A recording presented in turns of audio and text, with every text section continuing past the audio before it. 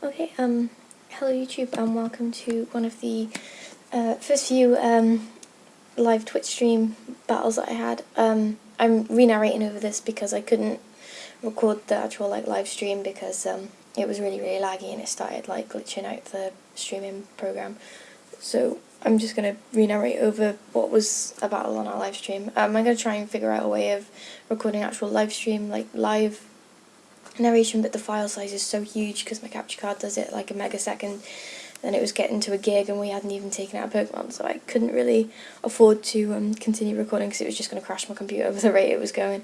Anyway, this is one of the really good battles that we had. We had loads and loads of good battles, so I'm trying to chin them all up and get them all up as fast as I can before I do my next stream. Seeking put in some really good work this battle, so I chose to upload this one first, but there is a really funny Luxury and Love to Sweep coming up pretty soon that happened on the stream that is really cool. Anyway, here we go. So this battle's against Godtech and Rick, and they're going to lead with their double electric types, their Pikachu and their Electivire. I'm going to go in with the King, and Kyle's going to go in with one of his electric types as well. So the King is looking pretty sound, really. Here's a Morga's going to set up a Tailwind to help speed everyone up on our team. Pikachu's going to go for Brick Wraith there.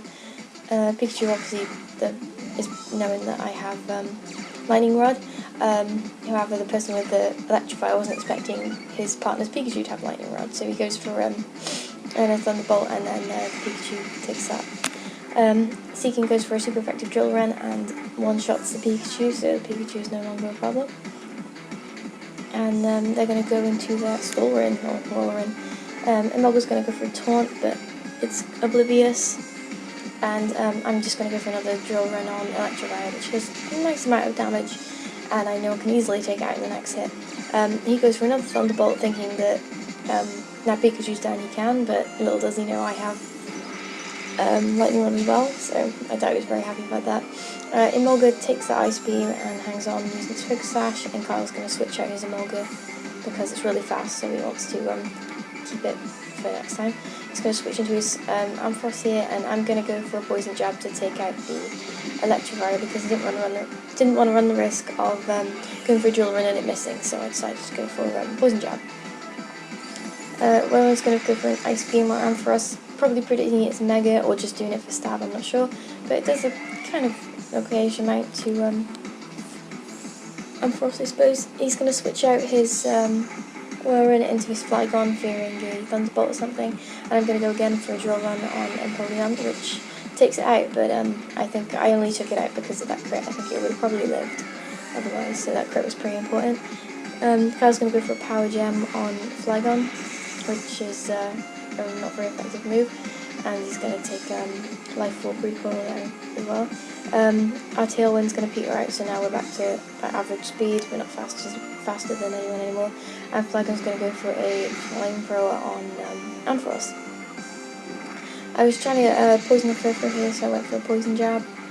And the Furfur is going to finish off the King with Return. So the King is down. Kyle's gonna rack up an agility to try and patch his awful speed that Ampharos has. And speaking of speed, I'm gonna go into Sharpedo. The level's just too awesome.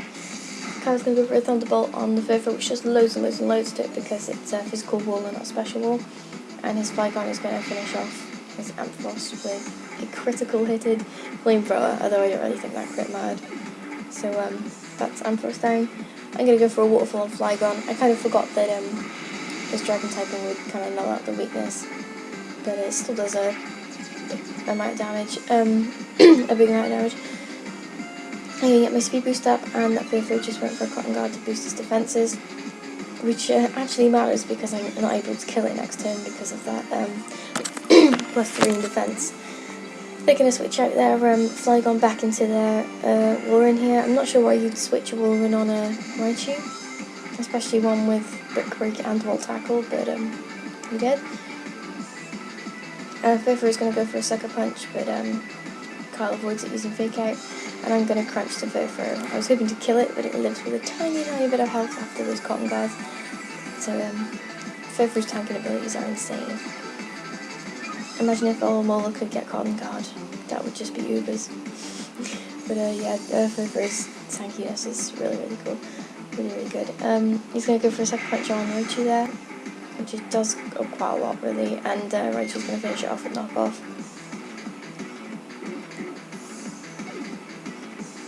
And he's going to take some life orb damage as well there. Walrein's going to go for an Ice Beam and finish off Surf Flash.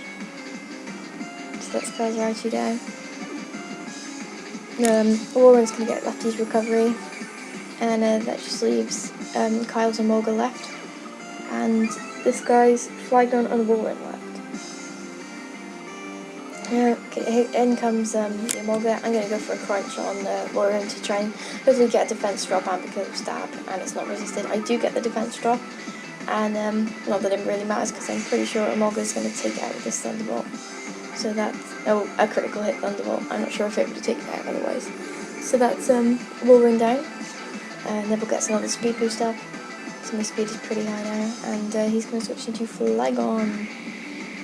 I'm going to go for a crunch just to finish off that Flygon. And that is game.